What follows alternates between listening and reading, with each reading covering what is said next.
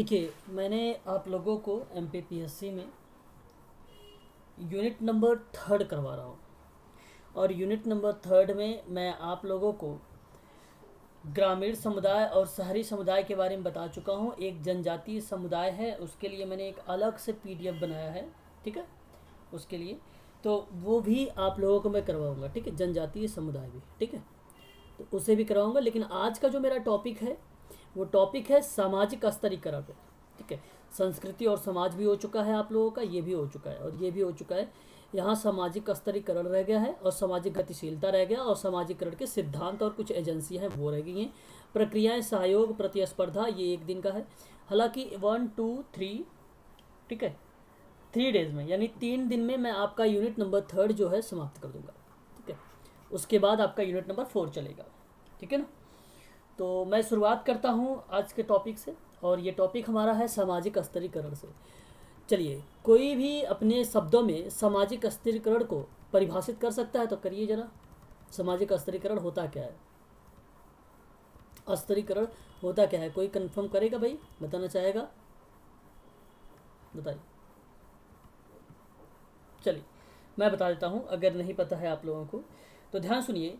सामाजिक स्तरीकरण से यूजीसी में भी प्रश्न बनाया जाता है ना, और एमपीपीएससी में भी बन सकता है, ठीक है। क्यों बन सकता है भाई, मैं आपको एक चीज़ बताता हूँ।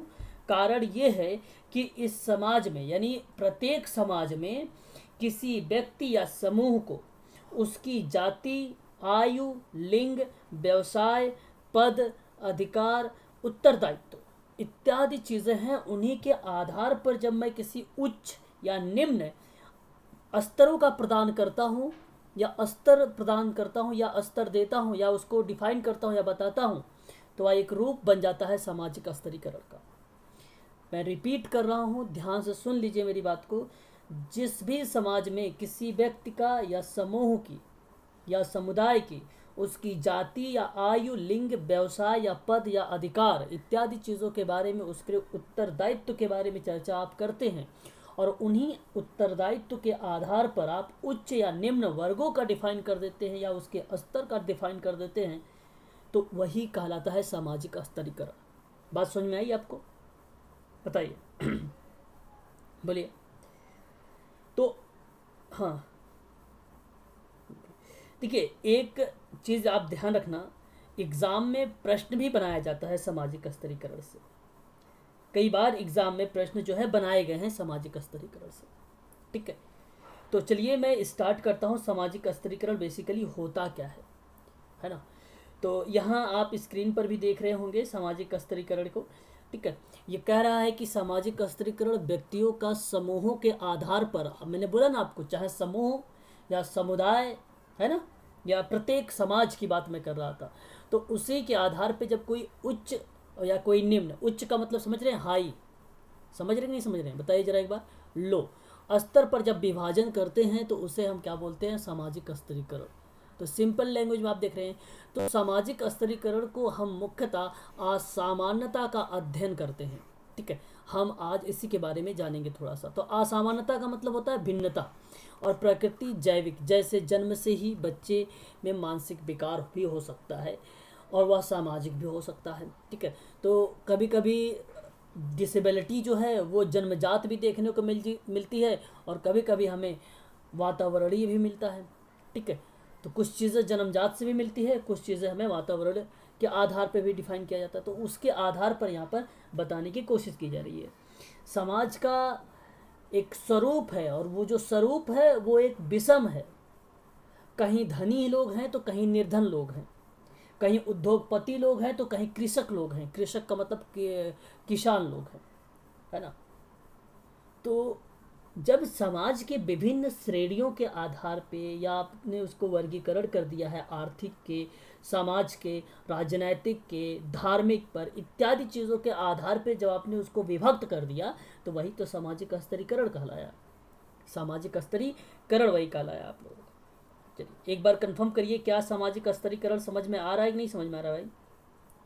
बताइए एक बार, बोलिए।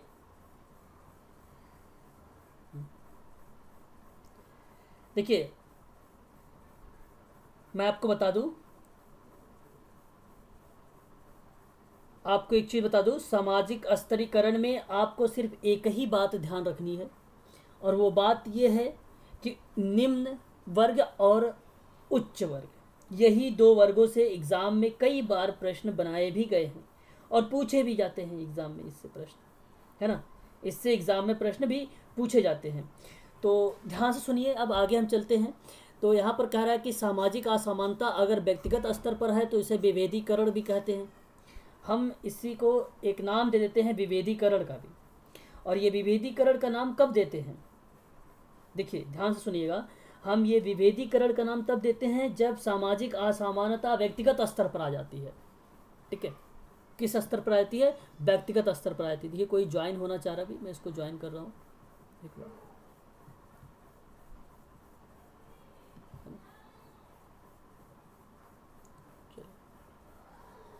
आप लोग समय से भाई क्लास में आया करें। आप लोगों को कि जब कभी भी, ठीक है, जब कभी भी व्यक्तिगत स्तर की बात होगी तो वही व्यक्तिगत स्तर एक प्रकार का सामाजिक या सामाजिक स्तरीकरण को रिप्रेजेंट करेगा और उसका नाम रखेगा विकेंद्रीकरण। उसका नाम क्या होगा, ध्यान रखिएगा आप लोग, उसका नाम क्या होगा भाई, विकेंद्रीकरण या विभेदीकरण के रूप में जाना जाएगा, या विभेदीकरण के रूप में या जाना जाएगा। ठीक है, तो यहाँ पर देखिए आप लोग कह रहा है कि किंतु यही सामूहिक असमानता जब स्पष्ट या स्थिर हो जाती है तब सामाजिक स्तर हो जाता है, जैसे भारत में जाति, पश्चिमी समाजों में वर्ग। ठीक है, तो कहीं जाति के आधार पर हुआ है तो कहीं वर्ग के आधार पर हुआ है ना। और यह प्रक्रिया जिसके द्वारा मनुष्य और समूह को एक स्टेटस के रूप में, उसके पदानुक्रम के रूप में, अधिक या न्यूनीकरण के रूप में या कम से कम के रूप में जब अस्थायी रूप से एक श्रेणीबद्ध कर दिया जाए तो उसे ही हम नाम देते हैं स्तरीकरण। तो ध्यान रखने वाली बात यह है आप लोगों के लिए कि जब भी कभी कोई प्रश्न बने तो आप सीधा सीधा जवाब यही आना चाहिए आप सबका कि निम्न स्तर या उच्च स्तर जो प्रदान हो रहा है समूह की, उसकी जाति हो सकता है, या किसी भी समाज की, उस समाज में जो व्यक्ति है उसका जाति हो सकता है, लिंग हो सकता है, आयु हो सकती है, व्यवसाय हो सकता है, पद हो सकता है, अधिकार हो सकता है। इन सभी चीज़ों के बारे में जब उच्च और निम्न स्तर प्रदान किया जाए तो ये सामाजिक स्तरीकरण आप कर रहे हैं। आप क्या कर रहे हैं, सोशल सर्टिफिकेशन कर रहे हैं आप। ठीक है, सामाजिक स्तरीकरण कर रहे हैं आप, इसे ध्यान रखिएगा। कुछ विद्वानों ने अपने अलग अलग तरीके से परिभाषित भी किया है। जैसे मैं एक नाम बताना चाहूँगा, रेमंड मुर्रे का नाम आप लोगों ने सुना होगा, रेमंड मुर्रे का नाम, और बहुत इंपॉर्टेंट है इसका नाम, है ना, इसका नाम बहुत इंपॉर्टेंट है रेमंड मुर्रे का। किसी को पता है रेमंड मुर्रे की परिभाषा क्या है भाई, कोई बता सकता है मुझे, बताइए, अगर किसी को पता है बताइए। सामाजिक स्तरीकरण में कोई बता सकता है इनके बारे में,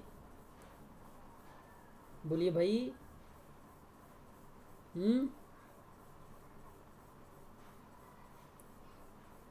चलिए मैं बताता हूँ। ये कहते हैं सिंपल लैंग्वेज में कि एक उच्च स्तर या निम्न स्तर, उच्च स्तर या निम्न स्तर की सामाजिक इकाई में समांतर विभाजन हो जाए तो वही सामाजिक स्तरीकरण कहलाता है। वही क्या कहलाता है, सामाजिक स्तरीकरण कहलाता है। ध्यान रखिएगा आप लोग, उसी को बोला जाता है सामाजिक स्तरीकरण। और किसको बोला जाता है सामाजिक स्तरीकरण, तो ध्यान रखने वाली बात है सामाजिक इकाई, और समाज का उच्च और निम्न सामाजिक इकाई, और यही रेमंड मुर्रे का। और यहाँ से यूजीसी में कई बार प्रश्न बनाए गए हैं, यहाँ से यूजीसी में कई बार यहाँ से प्रश्न भी बनाए गए हैं। आप लोग ध्यान रखिएगा ऐसी सारी चीज़ों का, है ना, इम्पोर्टेंट चीज़ें हैं, इसको स्किप करना तो भाई, है ना, सही नहीं होगा, स्किप करना सही नहीं होगा, है ना। चलिए आगे हम बात कर लेते हैं दूसरी पॉइंट पर। और देखिए यहाँ पे रूसो महोदय का क्या कहना है भाई। रूसो जी ने कह रहे हैं यहाँ पर कि सर्वप्रथम सामाजिक और प्राकृतिक असमानता में अंतर करने का प्रयास किया गया, और इन्हीं के अनुसार बताया गया है कि जैविकी और प्राकृतिक असमानताएं प्राकृतिक के द्वारा निर्धारित होती हैं, जैसे उम्र, स्वास्थ्य, शारीरिक बल, गुण आदि। ये चीज़ें जो है रिप्रेजेंट कर देती है आपकी सामाजिक स्तरीकरण को। ये रूसो का कहना था। ध्यान में रखना आप लोग, प्राकृतिक असामान्यता में अंतर करने का प्रयास इन्होंने किया था। ठीक है, प्राकृतिक असामान्यता में अंतर का प्रयास किया था इन्होंने, ये बात ध्यान रखना है आप लोगों को। ठीक है, आगे अगर मैं बात करूं आप लोगों से, तो ये कहते हैं कि सामाजिक असामान्यता चेष्टा और अचेष्टा प्रयास में सामाजिक द्वारा निर्मित होता है। ठीक है, समाज के द्वारा ही इसे निर्मित होता है। यहाँ मैं आप सबसे यही कहूँगा कि इसकी डेफिनेशन को याद रखिएगा। डेफिनेशन बहुत ही इंपॉर्टेंट है, जो कि एग्जाम में बना सकता है आप लोगों से प्रश्न इसके। ठीक है, आगे हम बात करते हैं। इसको कई भागों में डिवाइड भी किया गया है सामाजिक स्तरीकरण को। एक को बोला गया था जातिगत और दूसरे को बोला गया था वर्गगत। तो वर्ग के आधार पर भी डिफाइन किया गया था और जाति के आधार पर भी किया गया था।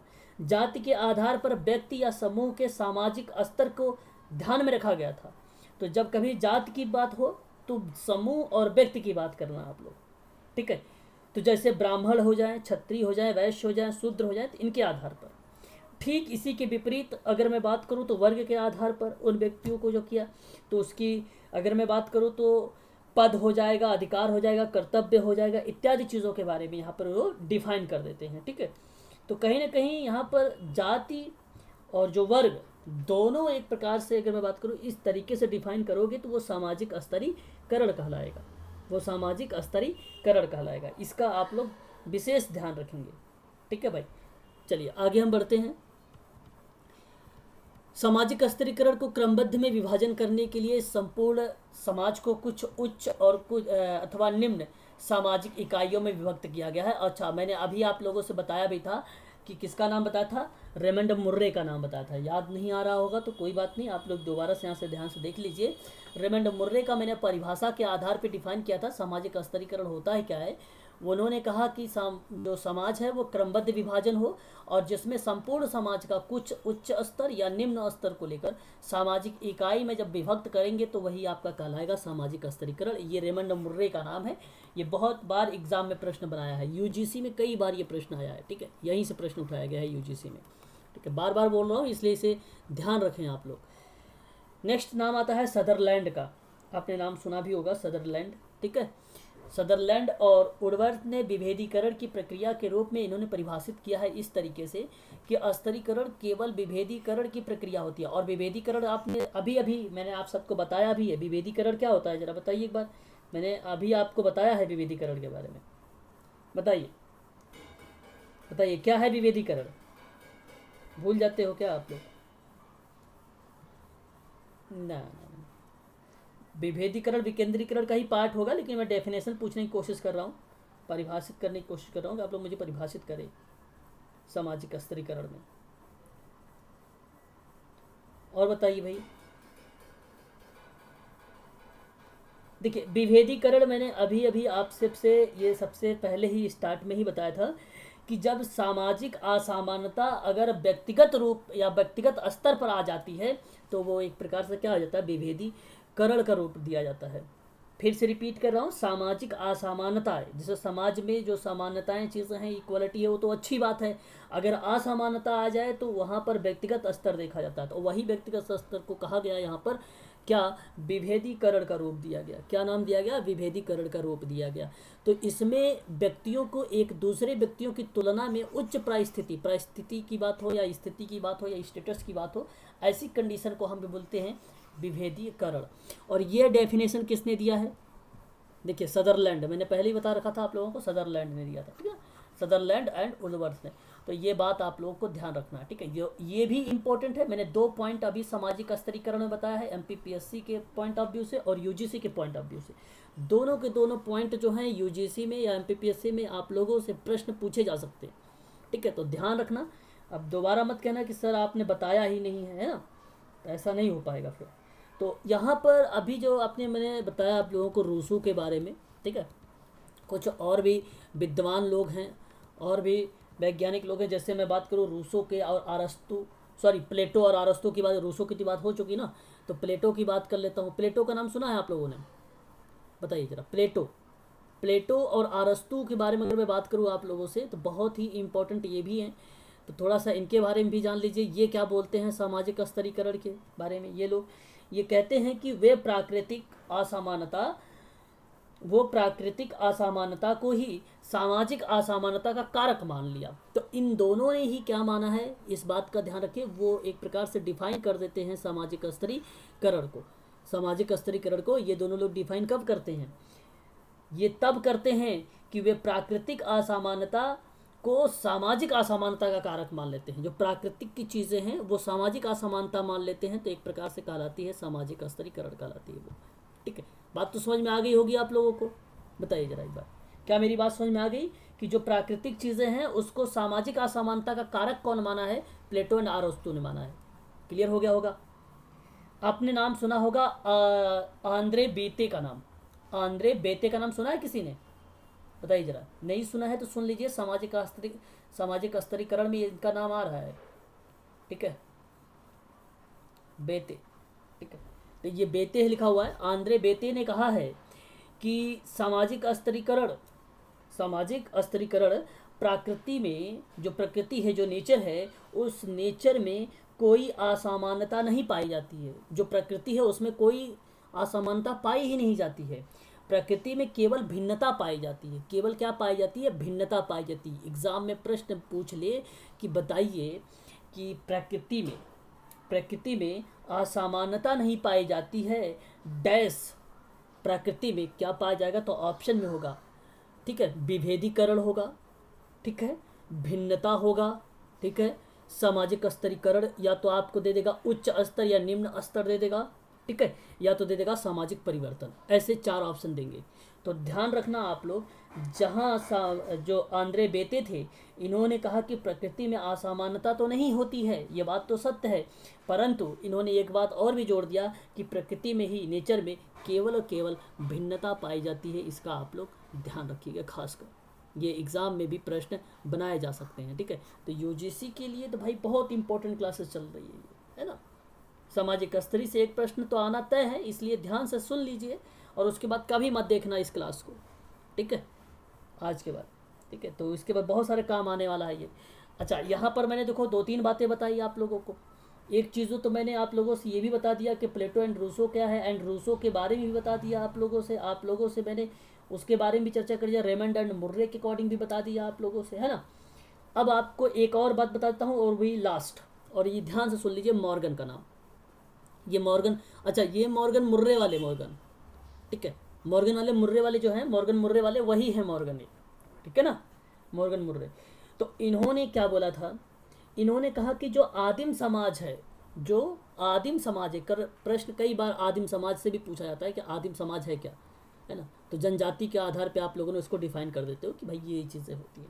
तो इन्होंने क्या बोला था, मॉर्गन मुर्रे ने कहा था कि आदिम समाज वर्ग विहीन समाज है, वर्ग विहीन समाज है, अर्थात सभी असमानताओं से मुक्त समाज, सभी असमानताओं से मुक्त समाज जो था वो आदिम समाज है, और ये आदिम समाज को वर्ग विहीन समाज के रूप में मानते हैं। और ये कौन मानते हैं, मॉर्गन।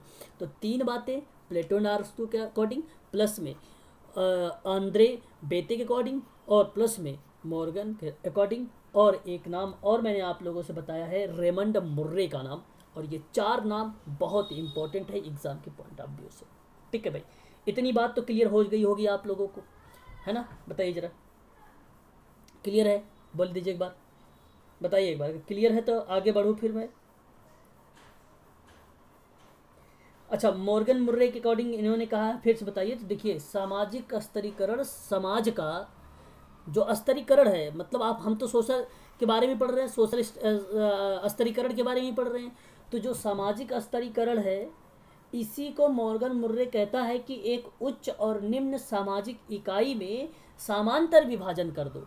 मतलब एक उच्च वर्ग का हो, एक निम्न वर्ग का हो, और समांतर रूप में उसको डिफाइन कर दो, तो ये कहता है कि सामाजिक स्तरीकरण हो जाएगा। ठीक है, तो बेसिकली मैंने आपको बताया भी है अभी कि भाई समाज तो विषम है ना। कहीं धनी है तो कहीं निर्धन है, कहीं उद्योगपति हैं तो कहीं कृषि लोग हैं, कहीं किसान लोग हैं, है ना। तो आप तो अच्छे तरीके से जानते हैं वो सारी चीज़ें। ठीक है, तो इस तरीके से इन्होंने ये बातों को जो है अपने डिफाइन किया था सामाजिक स्तरीकरण को लेकर, है ना। चलिए मैं आगे बढ़ता हूँ अब। देखिए यहाँ पे कह रहा है कि दो व्यक्तियों के बीच सामाजिक स्तरीकरण जो है नहीं पाया जाता है, दो समूहों के बीच हो सकता है। और बात तो मैंने आपको जैसी क्लास स्टार्ट भी किया था तब भी मैंने आप लोगों से यही परिभाषा भी बोल दिया था, आप लोगों से स्टार्ट में ही बोल दिया था कि सामाजिक स्तरीकरण व्यक्तियों का समूहों के आधार पर जब उच्चता और निम्नता का स्तर पर विभाजित करते हो तो वह एक प्रकार का क्या माना जाता है, सामाजिक स्तरीकरण। तो यहाँ पर आप ये बात कह सकते हो कि दो समूहों के बीच की बात हो सकती है। तो अंतः सामाजिक स्तरीकरण के लिए कम से कम 4 व्यक्तियों का होना भी अनिवार्य है। हालांकि ये एग्जाम में प्रश्न नहीं बनेगा कि कितने व्यक्ति का होना अनिवार्य है, बट आप ध्यान रखें कम से कम 4 बच्चे होना तो कंपलसरी है, जिसकी वजह से ही आप क्या कर सकते हैं, सामाजिक स्तरीकरण कर पाओगे। ठीक है। और 2 या 2 से व्यक्तियों का क्या होता है भाई, समूह बनता है, तो 2-2 समूह बन जाएगा, 2-2 लोगों का समूह, और उसमें डिफाइन कर दीजिए आप लोगों का, है ना। तो ये चीज़ें आपको मिल जाती है। अच्छा, हम आगे बात कर लेते हैं। ठीक है। देखिए यहाँ पे कह रहा कि यदि किसी समूह का सदस्य बनना है तो सभी के लिए खुला यानी अर्जित गुणों के आधार पर ना होकर बंद यानी प्रदत्त गुणों पर आधारित होता, तो ऐसे पे स्तरीकरण बंद स्तरीकरण भी हम कहेंगे। कहने का तात्पर्य बंद स्तरीकरण से क्या मतलब हो सकता है, ऐसे भी प्रश्न बन सकते हैं आप लोगों से।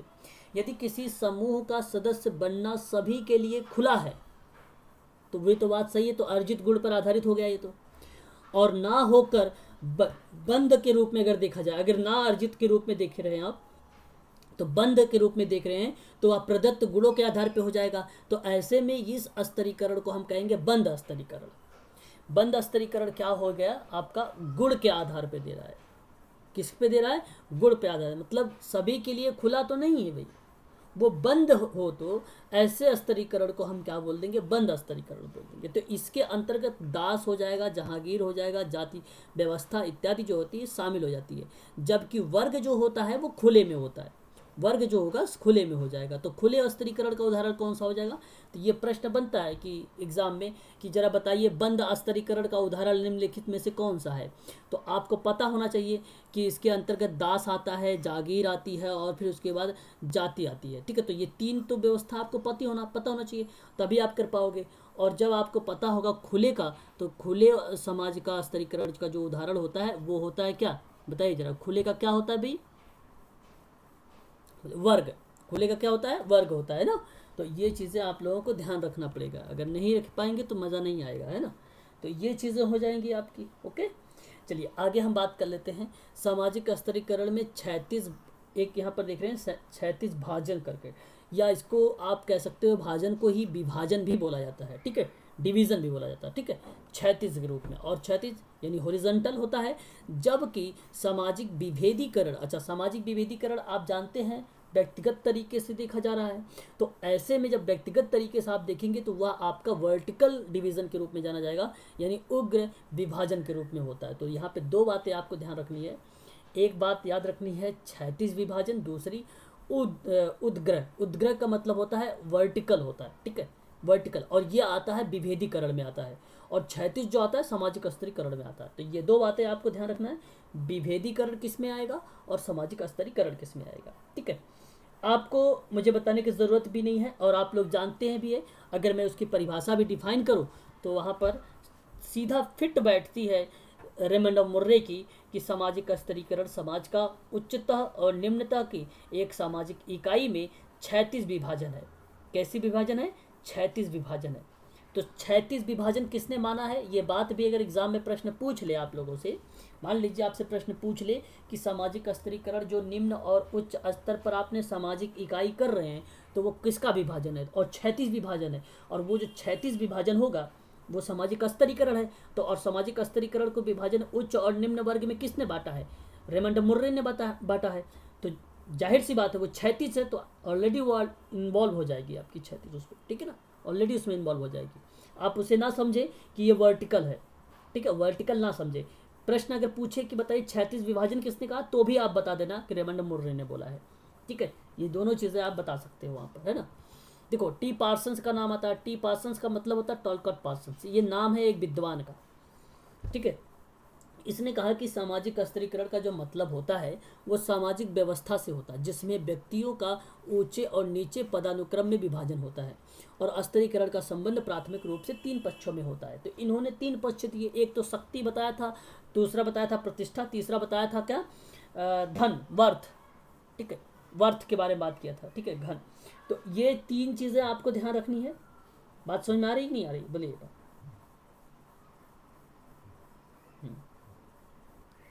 बहुत बढ़िया, अगर मेरी बात समझ में आप लोगों को आ रही है तो बहुत अच्छी बात है। ठीक है, तो ये 3 चीज़ें बारे में यहाँ पर चर्चा की है इन्होंने 3 पक्षों में, टी पार्सन्स ने। ठीक है, तो आप इसको ध्यान भी रखिएगा। ठीक है, शक्ति, प्रतिष्ठा और ये आपका घन है। ठीक है, वेल्थ। ठीक है, आगे हम बात करते हैं नेक्स्ट पॉइंट पे। हाँ, कोई डाउट वगैरह तो नहीं चल रहा मन में? कोई डाउट वगैरह चल रहा है तो बताइए, आगे बात करते हैं फिर। आप समझ गए ना कि टॉलकॉट पार्सन ने क्या कहा है? सामाजिक स्तरीकरण का मतलब बताया सामाजिक व्यवस्था में व्यक्तियों के ऊंचे और नीचे के रूप में पदानुक्रम में विभाजन कर देना, वही है टी पार्सन या टॉलकॉट पार्सन, उसी की परिभाषा है। एक और परिभाषा यहाँ पे देखिए, टीबी बोटोमोर की परिभाषा। और ये मैं आपको बता दूं, आज मैं आप लोगों से जून 2019 का क्वेश्चन पेपर करूँगा, उसमें आपको इसका नाम मिलेगा। और एक और चीज़, शिक्षक दिवस पर मैं आप लोगों के लिए समझिए 2006, 2007 और 2008 यानी 3 साल का जो क्वेश्चन पेपर होगा वो कंटिन्यू करवाऊंगा, लगातार करवाऊंगा क्वेश्चन पेपर, है ना। तो लगातार चलेंगे। अगर आप लोग ज्वाइन होना चाहेंगे तो ज्वाइन हो सकते हैं। ठीक है, आप सबको भी लिंक दिया जाएगा। ठीक है, उसमें अगर कोई व्यक्ति भी ज्वाइन भी नहीं होगा तो भी मैं अकेले ही क्लास उसका रिकॉर्डेड करके मैं लोगों को प्रोवाइड करूंगा। ठीक है, तो 2006 या 7 या 8 ये तीनों साल का मैं क्वेश्चन पेपर शिक्षक दिवस 5 सितंबर को मैं आप लोगों को ये प्रोवाइड करूंगा। ठीक है, आज जो है आप लोगों को 2019 का क्वेश्चन पेपर करवाऊंगा, तो उसमें मिलेगा प्रश्न में आपको बताऊंगा। तो आप ध्यान रखना कि टीबी बोटोमोर ने क्या बोला था कि इसने कहा था उद्विकास के सामाजिक स्तर के 4 भागों में डिवाइड किया था। ठीक है, और ये 4 भाग कौन कौन से होते हैं, किसी को पता है? कोई बता सकता है मुझे? बताइए अगर किसी को पता है तो। दास, अच्छा, दास, जागीर, जाति और वर्ग।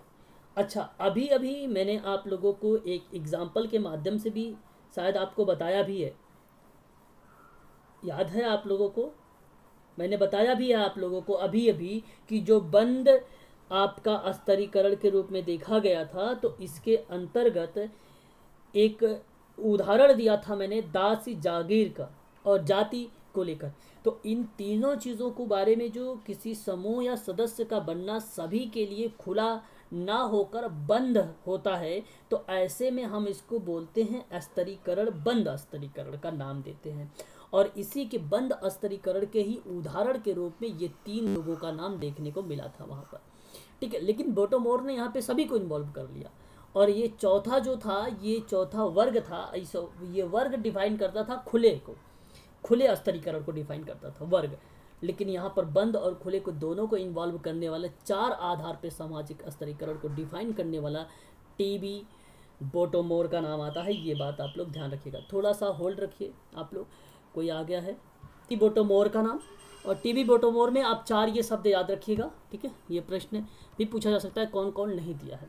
ठीक है, अब हम बात करेंगे इसी सामाजिक स्तरीकरण में ही। ठीक है, परिभाषा हो गई आप लोगों को, मैंने बता दिया, उसके अर्थ को भी बता दिया है आप लोगों को, कुछ विद्वानों ने अलग अलग तरीके से डिफाइन भी किया, उसके बारे में भी बता दिया। अब मैं आप लोगों को बताने चल रहा हूँ स्तरीकरण के कुछ सिद्धांत होते हैं, कुछ प्रिंसिपल्स हैं उसके, है ना। सामाजिक स्तरीकरण के कुछ प्रिंसिपल यानी सिद्धांत कौन कौन से हो सकते हैं, उन्हीं पर मैं चर्चा करने चल रहा हूँ आप लोगों से। ठीक है, तो देखिए यहाँ पर कहा जा रहा है मार्क्स के, ठीक है, सिद्धांत मार्क्स के बारे में बताए जा रहे हैं कि कौन कौन से सिद्धांत होते हैं। ठीक है, ये मैं सामाजिकरण का सिद्धांत नहीं बता रहा हूँ, ध्यान रखना आप लोग। मैं आप लोगों को बता रहा हूँ सामाजिक स्तरीकरण का सिद्धांत। सामाजिकरण का अलग होता है, स्तरीकरण का सिद्धांत अलग होता है। ठीक है, ध्यान रखिएगा। मार्क्स ने कहा है कि सामाजिक स्तरीकरण के सिद्धांत में इन्होंने बताया है कि मार्क्स स्तरीकरण का संघर्षवादी सिद्धांत प्रस्तुत किया है। तो आप लोग ने बहुत पढ़ा होगा संघर्षवादी सिद्धांत, संघर्षवादी सिद्धांत, जहाँ पे संघर्ष वगैरह चीज़ों के बारे में बात हो। तो मार्क्स का ये स्तरीकरण का जो सिद्धांत आया था, एक था संघर्षवादी का सिद्धांत प्रस्तुत किया, और उन्होंने कहा कि आर्थिक यानी आर्थिक चीज़ों को रिप्रेजेंट जो किया था संपत्ति और धन से, आर्थिक और धन की स्थिति को। अब ध्यान से सुनिए यहाँ पर मेरी बात को। जो मार्क्स का स्तरीकरण का सिद्धांत था वो संघर्षवादी था। उस संघर्षवादी में आर्थिक चीज़ों को रिप्रेजेंट किया था, एक था संपत्ति, दूसरा था धन। ये चीज़ें इस स्थितिकरण में या इस स्थिति को ही स्तरीकरण का एक मुख्य आधार माना था। स्वामित्व के कारण ही मानव इतिहास में हमेशा दो वर्ग उपस्थित रहे, एक पहला था शोषक, दूसरा था शोषित। मेरी बात समझ रहे हैं ना आप? तो ये प्रश्न बनता है आप सबसे कि भाई बताइए जरा कि कार्ल मार्क्स या मार्क्स के अकॉर्डिंग जो स्तरीकरण का सिद्धांत है, संघर्षवादी का सिद्धांत है, वो दो वर्गों में उपस्थित बताया है। उन दो वर्गों का नाम, ये प्रश्न बनता है एग्जाम में। आपको मिलेगा शोषक शब्द और शोषित शब्द, ये मिलेंगे एग्जाम में आप लोगों से। ठीक है, आगे हम बात करते हैं। और मार्क्स के अनुसार ही स्तरीकरण का निर्माण समाज के एक उत्पादन प्रणाली पर निर्भर करता है। जिस समाज में उत्पादन प्रणाली जैसी होगी वैसा ही स्तरीकरण का समाज भी पाया जाएगा। ठीक है, इनका कहने का तात्पर्य यही था कि स्तरीकरण का निर्माण समाज के उत्पादन प्रणाली से है, यानी मोड ऑफ प्रोडक्शन पर है, उसी पर निर्भर है। जो समाज में उत्पादन प्रणाली है जैसी, वैसा ही स्तरीकरण भी होगा उसका कैसा, ऐसा ही स्तरीकरण भी होगा। ठीक है, तो ये बात भी आप ध्यान रखना। एक नाम आप देख रहे हैं सेरोकिन का नाम। सेरोकिन ने, हालांकि आपको पता है, बताया भी है मैंने आप लोगों को, हॉरिजॉन्टल और वर्टिकल के रूप में जो समूह को डिफाइन करने वाला व्यक्ति था वो था। ठीक है, ये मैं आपको पहले भी बता चुका हूँ, है ना। और यहाँ पर आपको ये चीज़ ध्यान रखनी है सेरोकिन में कि इसने 3 स्तर बताए थे। एक को कहा था आर्थिक चीज़ें बताई थी 3 स्तर में सेरोकिन का, आप ये नाम ध्यान रखना, आर्थिक, एक मिनट, आर्थिक होगा।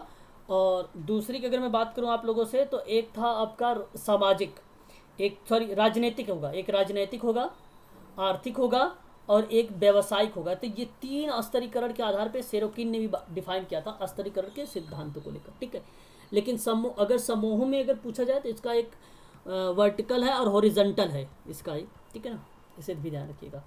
अच्छा, यहाँ पे देखिए लिखा हुआ है कि ये 3 आधार पर स्तरीकरण को डिफाइन किया है सेरोकिन ने। एक का नाम था आर्थिक, दूसरे का नाम था राजनीतिक, तीसरे का नाम था व्यवसाय। ठीक है, तो ये 3 नाम भी आप लोगों को ध्यान रखना है, कितने कितने भागों में इसको डिफाइन भी किया है। ठीक है ना, एक नाम देखिए यहाँ पर, ठीक है, रॉल्फ डाहरेनडॉर्फ करके है। और इसने कहा है कि इसकी एक पुस्तक थी, और इसकी जो पुस्तक का नाम था वो था क्लास एंड क्लास कॉन्फ्लिक्ट्स। ठीक है, कॉन्फ्लिक्ट्स इंडस्ट्रियल सोसाइटी। ठीक है, कन्फ्लिक्ट जो है नाम है वो एक प्रकार का संघर्ष या द्वंद्व जैसी गतिविधियों को शामिल करता है। तो जैसे मैं जब यूजीसी का प्रश्न करा रहा था तो उस समय मैंने कहा भी था, कन्फ्लिक्ट जब मैच करने में आया था तो रॉल्फ का नाम आया था, तो शायद वहाँ पे प्रियंका एक लड़की है यूजीसी की बच्चे, उसने कहा कि सर मैंने तो पढ़ा है कि कार्ल मार्क्स ने दिया है। ठीक है, उसने ये बोला था कि द्वंद्व का सिद्धांत, कन्फ्लिक्ट का। तो मैं आपको बता दूं, यहाँ से वो प्रश्न बनाए गए थे, सामाजिक स्तरीकरण से वो प्रश्न लाए गए थे। सामाजिक स्तरीकरण के सिद्धांत में ये जो रॉल्फ का नाम आप देख रहे हैं ना, ये यूजीसी के मैचअप वाले प्रश्न पूछा जा चुका है ये सारा चीज़ें। ठीक है, तो इसे ध्यान रखिएगा। Class and class conflict in industrial society में जो पुस्तक लिखी है इसका नाम है रॉल्फ डाहरेनडॉर्फ। ये आप ध्यान रखिएगा। ठीक है, एग्जाम में पूछा जा सकता है मैचअप को लेकर, बहुत इंपॉर्टेंट है ये। ठीक है, फिर कहता है कि स्तरीकरण के मुख्य आधार उत्पादन के साधनों पर नियंत्रण के होने या न होने के से होता है। इन्होंने स्वामित्व और नियंत्रण में विभेद किया है और वर्ग संघर्ष की पूंजीपति और सर्वहारा के बीच ना होकर सर्वहारा और सर्वहारा के बीच नियंत्रण के मुद्दे को दिया है। देखिए, वर्ग संघर्ष की बात किया जाए या पूंजीपति की बात की जाए या सर्वहारा की बात की जाए, ये बात कार्ल मार्क्स की आती है। और यूजीसी में 2020 में नवंबर में पूछा गया था पूंजीपति को लेकर या पूंजीवाद को लेकर, सर्वहारा को लेकर, तो प्रश्न बनाया गया था ये एक बार, है ना, अभी 2020 में ही बनाया गया है। तो वो था कार्ल मार्क्स का। तो इसने कहा कि नहीं, उसको ना मानकर सर्वहारा एवं सर्वहरा के बीच नियंत्रण के मुद्दों को रखा जाए, ऐसी बात करता था कौन? तो आप ये बात तुरंत बता देना, ये नाम आता है किसका भाई, बताइए? रॉल्फ डारेनड्रॉफ का नाम आता है, ये बात आपको ध्यान रखना है, ठीक है? और ये बात ये मानते थे, ठीक है? ये चीज़ें आप ध्यान रखिएगा, ठीक है? आगे हम बात करते हैं मैक्स, यहाँ पे नाम दिख रहे होंगे आप लोग के सामने, मैक्स वेबर का नाम। और मैक्स वेबर ने अपनी पुस्तक इकोनॉमिक, उसकी एक पुस्तक थी, ठीक है, इकोनॉमिक एंड सोसाइटी करके, मैक्स वेबर की। तो किताबों के नाम भी थोड़ा थोड़ा सा आप लोग इसको जेहन में रखिएगा, कौन कौन सी किताब के नाम। अभी तक मैंने 2 किताबों के नाम बताए हैं आप लोगों को, है ना? 2 किताबों के नाम आप लोगों से चर्चा कर चुका हूँ। और एक किताब ये है, एक था class and class conflict in industrial society, जो राउल्फ के नाम पर था। और दूसरा जो नाम था आपका, ये दूसरी किताब यहाँ पे सामने लिखी हुई है, economic and society, max weber का, ठीक है? तो इन्हें कहा कि जिस प्रक्रिया के द्वारा समाज में समूह निर्माण होता है, उसी के द्वारा स्तरीकरण भी निर्माण होता है, ठीक है? इन्होंने कहा कि जिस प्रक्रिया के द्वारा समाज में समूह का निर्माण होता है, ठीक उसी प्रकार से ही स्तरीकरण का भी निर्माण हो जाता है, ठीक है? तो इन्होंने, वेबर ने कहा, ये मैक्स वेबर का नाम है, ये बेसिकली फेमस है नौकरशाहीवाद में, है ना? मैक्स वेबर का नाम सुना भी होगा आप लोगों ने, नौकरशाही, ठीक है, वहाँ पर फेमस है ये। और इन्होंने समाज के समूह निर्माण के 3 आधार बताए थे, समूह निर्माण के 3 आधार बताए थे। और ये 3 आधार आप लोगों को पता होना चाहिए, वर्ग, परिस्थिति, दल, ठीक है? इन्होंने 3 चीज़ें बताई थी। एक मिनट, मैं आपको इस दिखा रहा हूँ, देखिए, क्लास था, स्टेटस था, और पार्टी यहाँ पे जो टीम की बात करी जा रही है, दल की बात की जा रही है। तो ये 3 बातें जो की गई थी, मैक्स वेबर ने कहा था, ध्यान रखिएगा आप लोग ये चीज़ें, ठीक है ना? मैक्स वेबर क्या कहते हैं? मैक्स वेबर की परिस्थिति का जो तात्पर्य था, जो मतलब निकलता था, वो एक परिस्थिति समूह से निकलता था। किससे निकलता था? परिस्थिति समूह से निकलता था का मीनिंग। तो ये बात आप ध्यान रखना है कि मैक्स वेबर ने अपनी इकोनॉमिक एंड सोसाइटी की किताब में ये बात साफ शब्दों में लिखा है कि जिस प्रकार से समाज में समूह का निर्माण होता है, ठीक उसी प्रकार से स्तरीकरण का भी निर्माण हो जाता है। तो उस स्तरीकरण में ऑलरेडी इन्वॉल्व होता है टीम, वर्ग, परिस्थिति। परिस्थिति का मतलब होता है स्टेटस, ठीक है? तो ये बात आपको ध्यान में रखना है, ठीक है ना? देखिए, यहाँ पर एक और नाम, यहाँ पर आप देख रहे हैं आंद्रे बेते का नाम। आंद्रे बेते के बारे में मैंने आप लोगों से अभी शुरुआत में भी इसकी कुछ परिभाषा थी, उसकी परिभाषा के आधार पर भी मैंने आप लोगों को बता दिया था। इन्होंने कहते थे कि प्रकृति में कोई असमानता नहीं है, प्रकृति में कोई असमानता नहीं है। ये कहते थे कि प्रकृति में केवल भिन्नता होती है। क्या होती है? केवल भिन्नता होती है। और ये आंद्रे बेते ने अपनी पुस्तक में कहा है, कास्ट, क्लास एंड पावर में वेबर के द्वारा प्रदत्त दृष्टिकोण के आधार पर स्तरीकरण को चर्चा किया है इन्होंने। तो इसकी किताब का नाम तो सरल है, आप समझ सकते हैं, इजी, कि जहाँ पे कास्ट, क्लास एंड पावर की बात हो, वो तुरंत समझ जाना आंद्रे बेते का नाम आ जाएगा, ठीक है भाई? ये, और इन्होंने तमिलनाडु में श्रीपुरम गांव में अध्ययन किया था। स्तरीकरण के 3 आधार भी इन्होंने बताए थे। स्तरीकरण के इन्होंने 3 आधार भी बताए थे, ठीक है? देखिए, कोई ज्वाइन हो रहा है, चले जरा मुझे बताइए कि 3 आधार कौन कौन से होते हैं, कोई बता सकता है मुझे क्या? स्तरीकरण के 3 आधारों के बारे में इन्होंने डिफाइन किया था। चलिए देखिए, यहाँ पर आपको मिल जाएगा जाति, वर्ग, शक्ति को लेकर, ठीक है? जाति और वर्ग, शक्ति को लेकर। तो ध्यान से सुनिए मेरी बात को, दोबारा से रिपीट करता हूँ।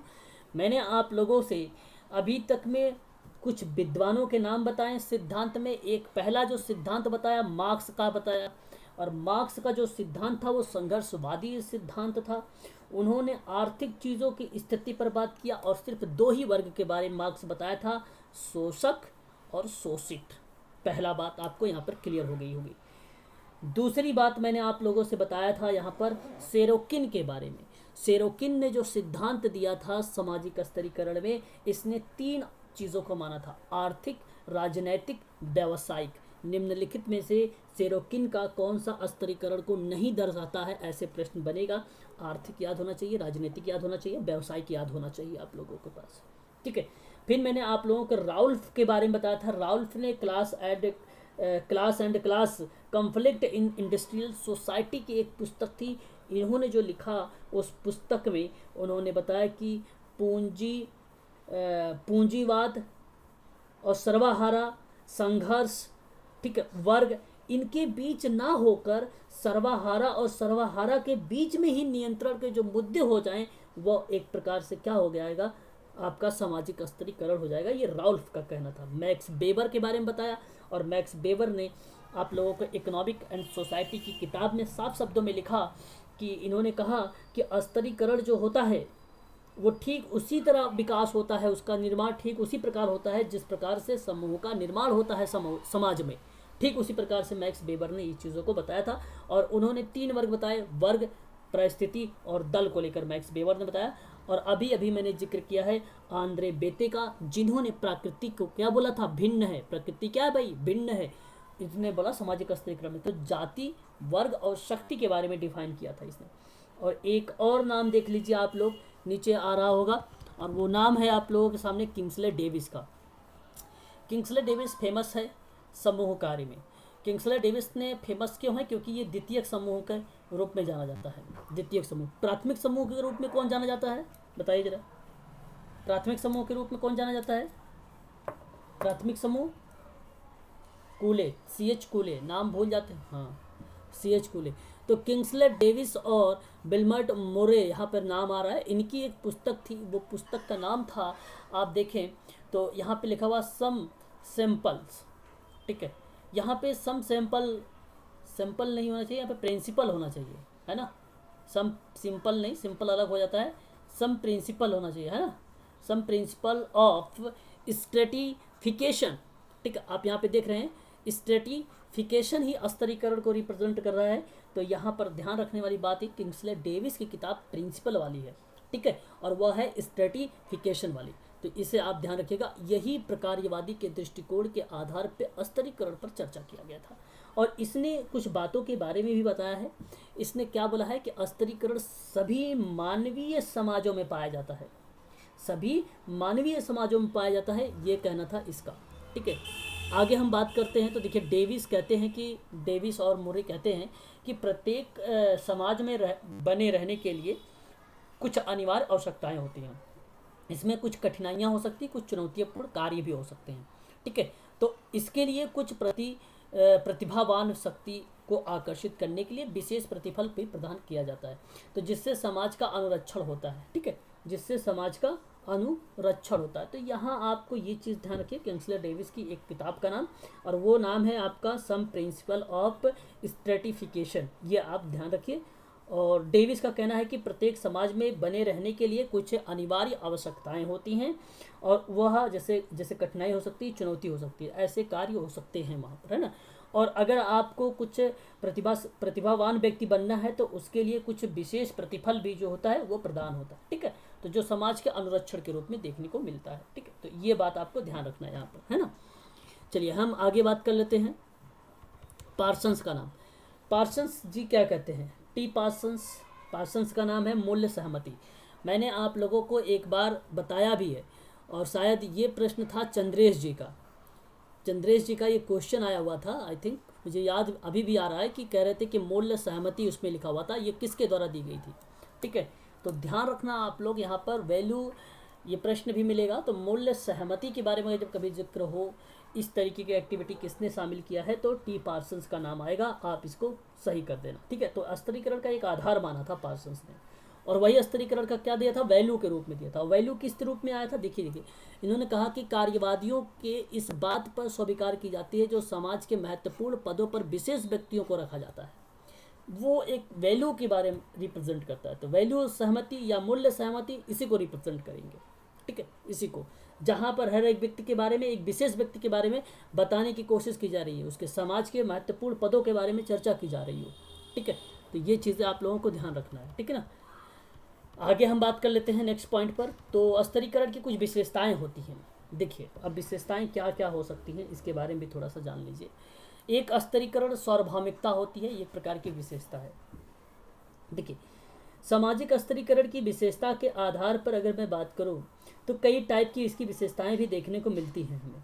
विशेषताएं जैसे कहने का तात्पर्य ये हुआ इसमें किन किन चीज़ों का इन्वॉल्व होता है, बेस ऑफ सोशल स्ट्रेटिफिकेशन क्या क्या चीज़ें होती हैं, तो उसमें जाति, आयु, लिंग, व्यवसाय, आर्थिक स्थिति, पद, अधिकार, उत्तरदायित्व, योग्यता, कुशलता, शिक्षा इत्यादि चीज़ें जो होती है वो शामिल होती है सामाजिक स्तरीकरण में। ठीक है, तो प्रत्येक समाज में अपने सामाजिक मूल्य होते हैं, उसकी परिस्थितियां होती, उसकी आवश्यकता होती, उसी के अनुसार किन्हीं विशेष आधारों पर जो सामाजिक स्टेटिस्फिकेशन जो करते हैं आप, स्तरीकरण जो करते हैं, वही रूप दिया जाता है। तो मैंने एक बंद बारे में बताया था। बंद क्या है? बंद एक प्रकार से रूढ़िवादी को रिप्रेजेंट करता था, रूढ़िवादी चीज़ों को। खुले चीज़ों को जो प्रेजेंट करता था वो प्रगतिशील समाज को प्रेजेंट करता था। तो ऐसे में स्तरीकरण सार्वभौमिक है। क्या है? सार्वभौमिक है। तो उसमें जाति भी हो सकते हैं, आयु, लिंग, ठीक है, और व्यवसाय, आर्थिक स्तर, पद, अधिकार, उत्तरदायित्व का मतलब होता है ड्यूटी, ठीक है, ज्ञान, योग्यता, ये सारी की सारी चीज़ें इसमें, शिक्षा इत्यादि चीज़ें जो है इसमें शामिल होती है। ठीक है ना, सार्वभौमिकता है। सामाजिक संस्कृति जो या सामाजिक और सांस्कृतिक होता है, मतलब सांस्कृतिक होता है, बात सत्य है भाई, इसमें कोई दो राय नहीं है ना। तो जो स्तरीकरण होता है वह एक प्रकार का सामाजिक और सांस्कृतिक भी होता है। ज्ञान के समाजशास्त्र के एक पक्ष का व्यक्त करता है, ज्ञान का समाजशास्त्र के एक पक्ष का व्यक्त करता है। ये भी एक प्रकार के सामाजिक स्तरीकरण का विशेषता के रूप में देखी जाती है ना। मानव निर्मित होता है, प्रकृति प्रदत्त नहीं होती है, समाज उच्चता और निम्नता में विभाजन होता है, स्थिति एवं पद का विवरण होता है, अनेक समूह और उप समूह में विभाजन भी होता है, प्रतिफल का असमान वितरण भी होता है। अच्छा, असमान वितरण होता है, मैंने आपको पहले ही बता चुका हूँ इसके बारे में, असमान वितरण क्या होता है ना। तो ये सारी चीज़ें हैं जो आप लोगों ने अभी सामाजिक स्तरीकरण में चीज़ें आप लोगों ने देखा है ना। तो यहाँ मैं आप लोगों से देखा, आप लोगों ने एक चीज़ देखा भी होगा, यूजीसी में काफ़ी बार प्रश्न पूछा भी गया है। ठीक है, एक प्रश्न बनता है कि I am not okay, I am okay, इस तरीके का प्रश्न बनता है, और आपने शायद इसके बारे में किया भी होगा, है ना।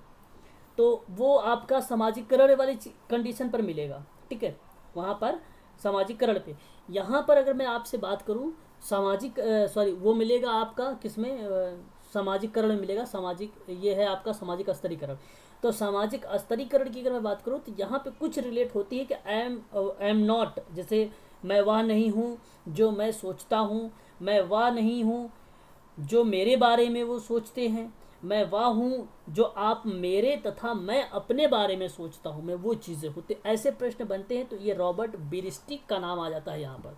ठीक है, तो ऐसी कंडीशन जब कभी आपको आए कि ओके वाली बात आएगी तो जॉर्ज मिट का नाम लगा देना, और जब कभी I am not what I think I am and I am not what I am, इस तरीके का एक थ्योरीज दी थी। ठीक है, एक थ्योरीज दी थी, ऐसे कंडीशन पर इन्होंने रिप्रेजेंट किया था सामाजिक स्तरीकरण को लेकर। ठीक है, तो इसका बारे में आप लोगों को जो है प्रोवाइड कर दूंगा PDF, वहाँ पर आप लोगों को ये सारी की सारी चीज़ें मिल जाएगी। एक नाम और आता है सेल्फ। जैसे एग्जाम में प्रश्न ये भी बन जाता है कि बताइए जरा, self and society twins bond. Twins bond मतलब होता है कि स्वयं और समाज जुड़वा है, स्वयं और समाज जुड़वा है। ऐसी बात कौन बोला था? कूले ने बोला था। ये बात किसने बोला था? कूले ने बोला था। बहुत इंपॉर्टेंट पॉइंट बोल रहा हूँ, नाम है self and society, self and society और ट्विन बॉन्ड। ठीक है, तो स्वयं एवं समाज जुड़वा है, ये स्टेटमेंट कूले का है, बहुत इंपॉर्टेंट है, जो कि एग्जाम में पूछा जा सकता है आप लोगों से, है ना। ऐसी चीज़ों का आप लोगों को ध्यान में रखना है। ओके, अच्छा आगे हम देखते हैं, और भी कुछ है। इसका स्वरूप दिया गया है, सामाजिक स्तरीकरण का स्वरूप क्या क्या होता है भाई। तो देखिए, स्वरूप की बात करें तो वही चीज़ें हैं जो मैंने आपको पहले भी इसके बारे में जिक्र कर चुका हूँ, इसके स्वरूपों के बारे में, है ना। इसके स्वरूप क्या क्या हैं। ठीक है, तो इसके स्वरूप क्या क्या हो सकते हैं भाई। देखिए, समझिए मेरी बात को। एक देखिए, इन्होंने बताया कि जाति व्यवस्था और वर्ग व्यवस्था के बारे में, स्वरूप दो व्यवस्था होता है। जाति व्यवस्था होता क्या है, पहले इसको समझ लेते हैं। देखिए, जाति व्यवस्था, यहाँ पर ध्यान से सुनिए। ठीक है, जाति व्यवस्था प्रारंभ में ही व्यवसाय के गुणों के आधार पर स्तरीकरण के स्वरूप वर्ण व्यवस्था के रूप में होता है। एक वर्ण व्यवस्था के रूप में होता है तो आप उसे जाति व्यवस्था कहते हैं, और वो गुणों के आधार पे होता है। बस क्लियर हो जाएगा आपकी जाति व्यवस्था क्या होगी। ठीक है, ये आपका क्लियर हो जाएगा। उसके बाद आप देखिए, यहाँ पर एक और आ रहा है वर्ग व्यवस्था, है ना। वर्ग क्या है भाई, तो वर्ग के आधार, अच्छा ये बात है आपका सामाजिक स्तरीकरण का स्वरूप है। ठीक है, ये वर्ग जो है स्वरूप है। तो इसका कहा है इन्होंने कि सामाजिक स्तरीकरण का जो आधार है वो आर्थिक है, वर्ग में आर्थिक है। तो व्यक्तियों की सामाजिक स्थिति जन्म से निर्धारित ना होकर उसकी योग्यता, कुशलता, शिक्षा आदि के आधार पर जब निर्धारित होती है तो वह वर्ग हो जाता है। ठीक है, तो व्यक्ति की यहाँ पर अपनी योग्यता नियोग्यता के आधार पर वर्गीय स्थिति में उच्च और निम्न का स्थान प्राप्त करता है। यही कारण है सामाजिक स्तरीकरण का। खास कर यहाँ दो चीज़ों पर ध्यान देने वाली बात है आप लोगों को। ठीक है, तो एक आपका हो जाएगा जाति और एक हो जाएगा वर्ग। जाति में अगर मैं आपसे बात करूं तो कुछ विद्वान लोग भी थे, भारतीय विद्वान, जिसका एम एन श्रीनिवासन का नाम आता है। इन्होंने भारत में धर्म बदला आसन माना था, और यही नहीं, वो जाति बदलना नहीं चाहते थे। ठीक है, तो इस तरीके कुछ कोटेशन श्रीनिवासन का आता है वहाँ पर। ठीक है, मजुमदार का भी नाम आता है। मजुमदार ने जाति को बंद वर्ग बता दिया था, जो जाति है वो बंद वर्ग है, तो ये मजुमदार ने बोल दिया था। तो कुछ भारतीय विद्वान का नाम आ जाता है, श्रीनिवासन का नाम और मजुमदार मदन का नाम। ये दो लोगों का नाम भी आप लोग ध्यान भी रखिएगा, है ना। ये पीडीएफ में होगा ज़रूर, ये ऊपर जाति वर्ग में होगा ज़रूर, आई थिंक। एक मिनट में दिखा भी देता हूँ आप लोगों को, नहीं कन्फ्यूज़ हो जाएंगे आप लोग कि कहाँ है। देखिए यहाँ पर लिखा हुआ ना, एम एन श्रीनिवासन ने कहा था कि भारत में जो धर्म बदलना आसान नहीं है लेकिन जाति बदलना नहीं है। ठीक है, तो ये चीज़ें, ऐसा स्टेटमेंट किसका है, तो ये श्रीनिवासन का है। मजुमदार का है जाति को बंद वर्ग कहा था, तो ये बात भी आप लोगों को ध्यान रखना होगा, है ना। ओके, क्लियर हो रहा है कि नहीं हो रहा, बताइए जरा। तो ये चीज़ें भी आप लोगों को ध्यान में रखना होगा। अच्छा, इसके महत्व की बात कर लेते हैं, इंपॉर्टेंस क्या क्या होता है। तो व्यक्तियों के लिए अगर मैं बात करूं कि जो जो चीज़ें इंपॉर्टेंस होती हैं, महत्व दिया जाता है, तो उसमें एक आवश्यकताओं की पूर्ति में सहायक की शक्ति संतुलन की बात किया जाए, सहयोग को बढ़ाने की बात की जाए। मनोवृत्ति का मतलब होता है एटीट्यूड होता है, अभिवृत्ति भी बोला जाता है इसको, ठीक है ना। उसका निर्धारण होता है। व्यक्ति की परिस्थिति और भूमिका का भी निर्धारण होता है। उत्तरदायित्व की भावना का भी विकास होता है। तो ये सभी के सभी इसका क्या है भाई, यह एक प्रकार का सामाजिक स्तरीकरण का महत्व है। एक प्रकार से ये कार्य के रूप में रिप्रेजेंट हो रहे हैं आप लोगों के सामने, ठीक है। तो ये व्यक्ति का रूप में था। अब देखिए समूह के रूप में, तो समूह के रूप में कैसे देखेंगे, तो यहाँ पर आप देखेंगे श्रम विभाजन के रूप में देख सकते हैं। अनावश्यक प्रतिस्पर्धा और संघर्ष की रक्षा, सामाजिक संबंधों का निर्धारण सामाजिक प्रजाति पर आधारित होता है, सामाजिक मानदंडों का पालन करने की प्रेरणा इत्यादि चीज़ों। तो ये दो चीज़ें हैं जो आप सामाजिक स्तरीकरण का महत्व को समझेंगे। एक व्यक्ति के रूप में समझेंगे, एक समूह के रूप में समझेंगे। व्यक्ति के रूप में सहयोग देना, मनोवृत्ति को निर्धारण करना, उत्तरदायित्व की भावना का विकास करना, शक्ति को संतुलन में लाना, आवश्यकता की पूर्ति करना इत्यादि चीज़ें को जो है ध्यान में रखा जाता है व्यक्ति को। जब समूह की बात होती है तो श्रम का विभाजन हो जाएगा, सामाजिक संबंधों का निर्धारण हो जाएगा, एक समाज होगा, उस समाज की प्रगति को देखेंगे, सामाजिक के कुछ मानदंड होंगे, कुछ रूल रेगुलेशंस होंगे, उसका पालन करने के बारे में देखेंगे। तो ये सारी की सारी चीज़ें एक व्यक्ति और एक समूह के रूप में देखा जाता है, ठीक है। सामाजिक विभेदीकरण देखिए यहाँ पर आ गया है ना, कि हालांकि मैंने आप लोगों को पहले भी बता चुका हूँ इसके बारे में, है ना, के बारे में कुछ नहीं, मैं सीधा आपको इसकी परिभाषा बता देता हूँ, आप उसे ध्यान में रखिए बस, ठीक है। यहाँ पे परिभाषा देख लीजिए, यहाँ पे लिखा हुआ है लम्ले, F.E. लम्ले का अकॉर्डिंग ये कहते हैं विभेदीकरण में जो तात्पर्य है वो विभिन्न व्यक्तियों के विभिन्नताओं से उत्पन्न करते हैं, जिन्हें एक साथ रखने पर ऑर्केस्ट्रा के विभिन्न वादकों के साथ एक पूर्णतः समन्वय युक्त संपूर्ण की रचना होती है। तो ये सिंपल बात वही है यहाँ पर कि जहाँ पर भिन्नता का अध्ययन करने की बात की गई है, लोगों से हट के बात की गई है, ठीक है। तो जिसमें अगर मैं बात करूँ कि प्रत्येक समाज में भी एक दूसरे से कुछ ना कुछ मात्रा में भिन्न होते हैं। तो जैसे किसी में आयु हो सकता है, लिंग हो सकता है, प्रजाति हो सकती है, शिक्षा हो सकती है, बहुत कुछ होता है। तो आधार पर अगर व्यक्ति का आपने समूह को दूसरे से जब भिन्न मान लिया है तो वह एक प्रकार का विभेदीकरण हो जाएगा, वह एक प्रकार का विभेदीकरण होगा। लेकिन एक बात ध्यान रखना, जब हम समूहों की गुणों की आवश्यकता के आधार पर करेंगे, जो उसके क्वालिटीज़ हैं, उसके विशेषताओं के आधार पर जब हम उसको डिफाइन करेंगे तो वह उच्चता और निम्नतर स्तर पर विभाजन करेंगे, ठीक है। तो निम्न और उच्च स्तर पर हम उसको विभाजन करेंगे, ठीक है। तो यह आपका विभेदीकरण के अंतर्गत देखने को मिलेगा हमें, है ना। चलिए, ठीक है। तो ये थी आज की आप लोगों की क्लास, ठीक है भाई। तो इससे देखिए, इसके नीचे जो चीज़ें लिखा है वो कुछ खास इंपॉर्टेंट नहीं है, लेकिन अगर आप जानना चाहें तो अगर आपको स्तरीकरण समझ आ गया, विभेदीकरण समझ आ गया, तब अंतर कर लेंगे, है ना। और एक मैं बता भी देता हूँ, एक सुन लीजिए, एक है ना। एक यहाँ पर ये सुन लीजिए कि सामाजिक विभेदीकरण में व्यक्तियों एवं समूहों के बीच भिन्नता होती है, ये बात तो सत्य है, अभी भी मैंने जिक्र किया है। और जबकि स्तरीकरण में समूहों के बीच में भिन्नता के साथ साथ उच्चता और निम्नता का विभाजन पाया जाता है। ये पहली पॉइंट बहुत अच्छी लिखी हुई है ना। इससे क्लियर हो जाता है आप लोगों को बहुत सारे कॉन्सेप्ट, है ना। तो ये विभेदीकरण है एक प्रकार से और स्तरीकरण, ठीक है। तो इतनी बातें आप लोगों को यहाँ से ध्यान रखना है, ठीक है। तो ये था आज का आप लोगों का टॉपिक, ठीक है, स्तरीकरण के बारे में। कोई भी अगर डाउट वगैरह होगा तो आप लोग मुझसे पूछ सकते हैं, ठीक है। और यहाँ पर मैं देखता हूँ अगर कोई क्वेश्चंस वगैरह भी हैं क्या इसमें। हाँ, इसमें प्रश्न भी हैं, और यदि आप लोग कहो तो भाई चलो प्रश्न ही कर लेते हैं कुछ। वैसे बहुत इजी प्रश्न हैं और आप कर भी लेंगे, मुझे जहाँ तक उम्मीद है। और नहीं कर पाएंगे तो फिर मैं तो है ही हूँ भाई, जिंदाबाद, है ना, है कि नहीं। चलिए चल, अगर किसी को हाँ इसका जवाब बताना है भाई, जवाब मुझे ज़रा बताइए। निम्नलिखित में से किस विद्वान का मत है कि प्रकृति और असमानता नहीं है, केवल भिन्नता है। ये बात कौन, किस विद्वान ने कहा है, कौन बताएगा मुझे। चलो हेलो, आवाज़ वगैरह नहीं जा रही क्या भाई। अच्छा पढ़ रहे हो, पढ़ो, पढ़ के बताओ जवाब इसका क्या होना चाहिए सामाजिक स्तरीकरण में। प्रश्न अबे हाँ ठीक है भाई, वेरी गुड, बहुत बढ़िया। इसका सही जवाब हो जाएगा आंद्रे बेते। तो आप लोगों को तो मैंने इसको तो रही रट्टा मरवा दिया कई बार बोल बोल के, है ना। तो इसलिए इसका ध्यान रखें, option number B is the right answer हो जाएगा। अभी अभी तो मैंने ये सारी चीज़ें बताया है, और ठीक है। दूसरा प्रश्न देख लीजिए, सामाजिक स्तरीकरण में मुख्यतः अध्ययन किया जाता है।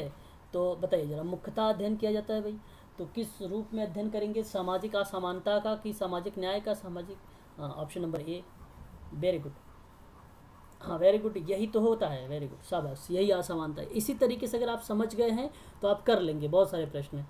एक और प्रश्न देखिए, समाज के विभिन्न समूहों के बीच उच्चता और निम्नता के आधार पर विभाजन किया जाता है। तो उच्च और निम्न स्तर पर विभाजन तो सामाजिक स्तरीकरण ही होता है ना, सामाजिक दूरी तो होगा नहीं, सामाजिक स्तरीकरण। तो ऐसे एग्जाम में प्रश्न बनेंगे, आप लोग देख लीजिए भाई। एमपीपीएससी वाले स्टूडेंट शायद कंफ्यूज हो रहे होंगे कि भाई किस तरीके से प्रश्न बनता है, लेकिन अब यहाँ पे प्रश्न मिल गया है तो बहुत अच्छी बात है ना। आप लोग देख लीजिए, ऐसे प्रश्न बनेंगे। सामाजिक स्तरीकरण के बारे में निम्नलिखित में से कौन सा कथन सत्य नहीं है, कौन सा कथन सत्य नहीं है सामाजिक स्तरीकरण पर, ये क्वेश्चन है। तो आप यहाँ पर देखिए, एक ऑप्शन तो ये है कि, एक ऑप्शन आपका ये है कि उग्रद समाज है। तो उग्रद समाज यही आपका सही नहीं है। सामाजिक स्तरीकरण में उच्च होता है, निम्न होता है, विभाजन तो सत्य है। सामाजिक असमानता व्यक्त भी होता है, सत्य है। क्षैतिज विभाजन भी पाया जाता है, उग्रता नहीं पाया जाता। अगर याद है, हाँ याद है आप लोगों को, तो मैं दोबारा से बताऊं एक बार फिर से। स्तरीकरण में मैंने आप लोगों को पहले भी इसके बारे में चर्चा कर चुका हूँ, अभी अभी हाल ही में चर्चा किया हूँ कि भाई जो सामाजिक स्तरीकरण है वो क्षैतिज विभाजन होता है, जबकि सामाजिक विभेदीकरण में उग्र पाया जाता है। ये किसका है, विभेदीकरण का है। और यहाँ प्रश्न है सामाजिक स्तरीकरण का, प्रश्न है सामाजिक स्तरीकरण का। लेकिन जो वर्टिकल होता है, जो वर्टिकल होता है, ये वर्टिकल किसका पार्ट होता है, विभेदीकरण का पाया जाता है। तो ये ध्यान रखिएगा, ये प्रश्न बहुत अच्छा था, है ना, अच्छा प्रश्न था। एक और प्रश्न देख लेते हैं हम लोग। निम्नलिखित में से कौन सा सामाजिक स्तरीकरण का आधार नहीं है, शक्ति, प्रतिष्ठा, सहयोग और बौद्धिक कुशलता। देखो कौन सा आधार नहीं है, कौन सा आधार नहीं है, कौन सा आधार नहीं है। सहयोग एवं संघर्ष दिख रहा है आपको, सहयोग एवं संघर्ष नहीं है आपका ये आधार, ठीक है। तो ये आप ध्यान रखिएगा, शक्ति भी है, प्रतिष्ठा भी है और बौद्धिक चीज़ें भी है ना। शक्ति, प्रतिष्ठा और बौद्धिक शक्ति। अभी मैंने आपको पार्सन्स के अकॉर्डिंग बताया था, शक्ति, प्रतिष्ठा और धन, या उसको आपको वेल्थ के नाम से बताया था, वेल्थ, है ना, वेल्थ, वही है बौद्धिक, वही है बौद्धिक शक्ति, वही है बौद्धिक, उसको बोलते हैं, उसको क्या बोलते हैं, बौद्धिक बोलते हैं। क्लियर हो रहा है कि नहीं क्लियर हो रहा, बताइए बताइए भाई।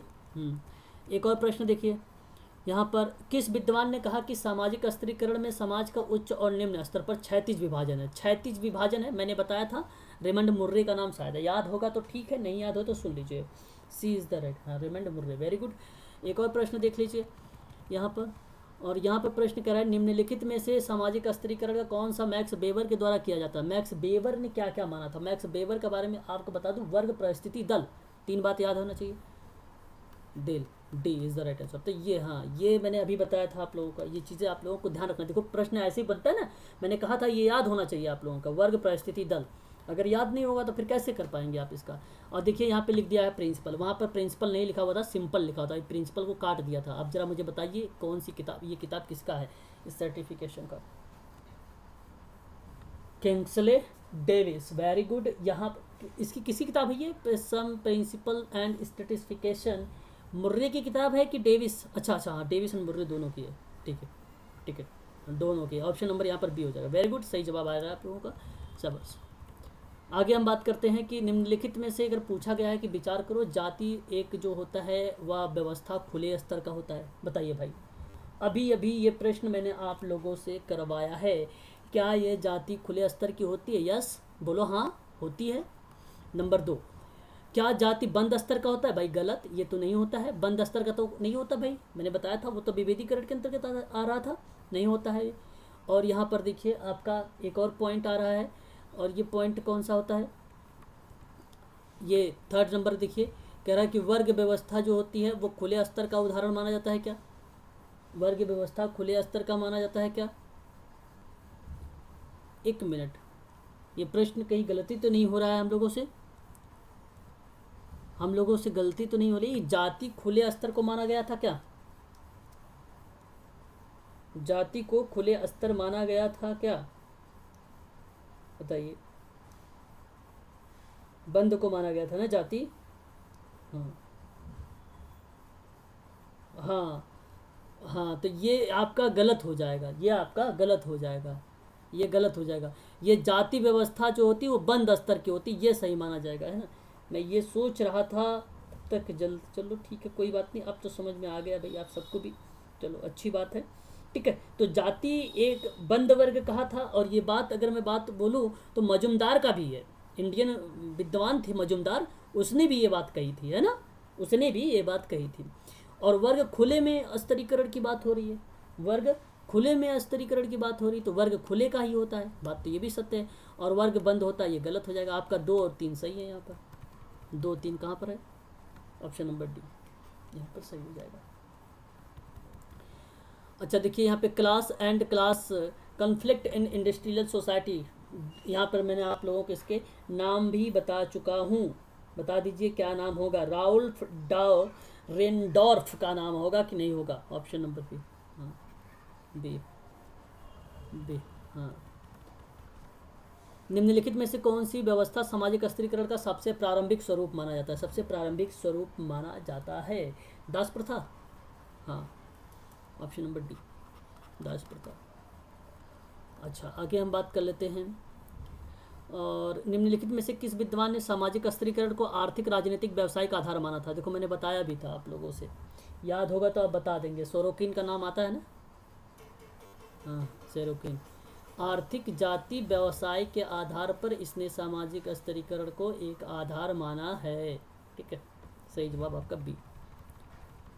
और इकोनॉमिक एंड सोसाइटी, अच्छा ये पुस्तक थी भाई, बहुत ही इजी पुस्तक है, बता दोगे? मैक्स वेबर, मैक्स वेबर कहाँ है? सी, मैक्स वेबर सी, मैक्स वेबर सी, ठीक है। और देख लेते हैं कितने क्वेश्चन हैं यार। सामाजिक स्त्रीकरण का स्वरूप समझने के लिए तमिलनाडु के श्रीपुरम गांव का एक अध्ययन किया था भाई, किस बंदे ने किया था? मैक्स वेबर, आमते बेटे ने, आंध्रते बेटे ने,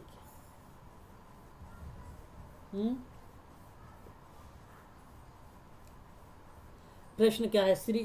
गांव का नाम बताइए जरा भाई। तिरुपुरम, श्रीपुरम गांव, श्रीपुरम गांव आमते, हाँ आमते, आमते बेते ने किया था। Caste class and power, caste class and power, option number आमते बेते, डी, डी, डी सही है। आगे देख लेते हैं, सामाजिक स्त्रीकरण में प्रकार्यवादी सिद्धांत प्रस्तुत किसने कर दिया भाई? प्रकार्यवादी सिद्धांत को किसने दे दिया था?